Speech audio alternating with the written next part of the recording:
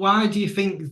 Uh, I know obviously social media plays a massive part in it, but why do you think there's in the West there's such a massive sort of rise in nihilism, and so many people feel like I guess they're not even looking. I guess you can look at it from one side that video games is a fantasy where people log on, escape the world for a bit, and get that fulfillment of escapism. But why do you think there's such a rise in nihilism across the West right now? And I guess I'll ask you this after it, but what's the best way do you think to combat nihilism as a Hmm. human? Yeah, I mean, I think like the idea of the meaning crisis, for example, is a very popular idea, and it had traditionally been formulated kind of the way Marx formulated alienation, that in capitalism we are alienated from our labor because the fruits of our labor, we don't experience them, we just get a wage, and the capitalist gets to deal with the fruits of our labor and get all the credit and all the profit and whatnot. And laden behind that notion of alienation is the idea of a true self, of something you need to get back to that's been covered up by all these layers. And I think that that idea of a true self, at least in part, is an ideological myth. It's something that we're told in order to get along with each other. For example, in social contract theory, the idea that we give up some of our rights to harm one another in order to enter into a social contract with one another so that we can get along, so we can create society, so we don't die in like a state of nature. There's this sort of presupposed idea of the self as this rational thing that wants to interact with one another, that wants just pure harmony. And there are problems with that notion of selfhood that I think is the reason nihilism is becoming so popular, is people are learning of the reality of, for example, their very limited political power.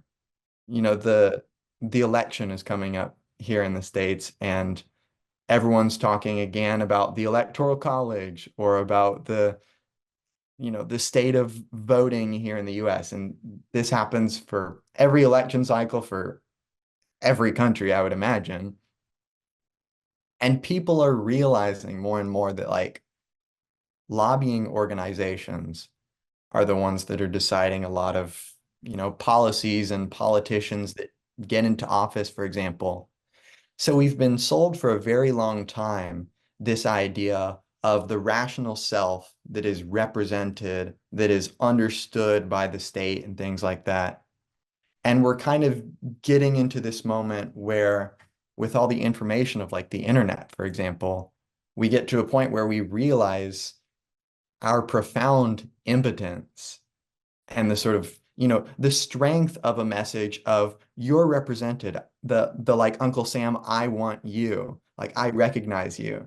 It's like, do you really recognize me? And then when that fantasy goes away and we realize the profound non-recognition of each other, that, I mean, for example, we can talk face to face, but we're also not face to face. There's like a very faux kind of recognition going on there, that I think that kind of really helps contextualize why nihilism would be so popular.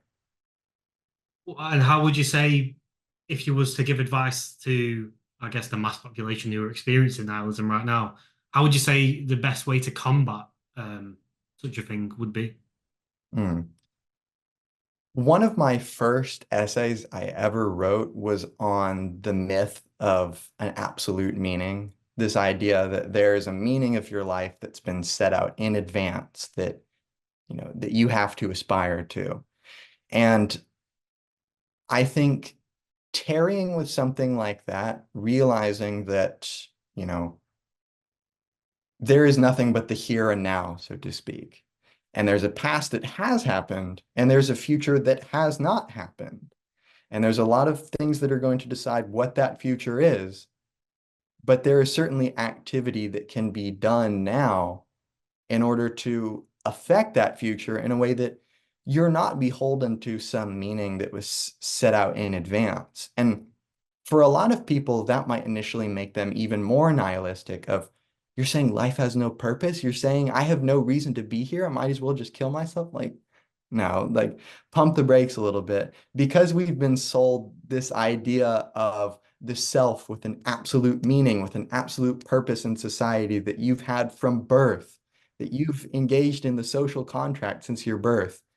Because we're slowly coming out of that and realizing kind of the fact that, especially with the internet, you're just one individual among many. You're just a person sitting here doing things, trying to tarry with reality. And as such, when people learn to create their own meaning, I mean, one of my favorite parts of Nietzsche's philosophy, and a lot of religious folks are like, you just want man to be God now? You just want there to be just the floodgates are open. It's just up to us now. It's like, yeah, it's up to us to make a flourishing society, to figure out how to get along with each other, to figure out how to, I mean, get over our differences, or we will suffer like we will with all sorts of potentially cataclysmic futures.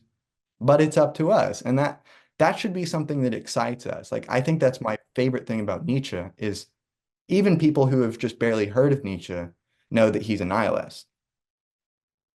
But they don't go into the nuance of how does Nietzsche respond to that nihilism?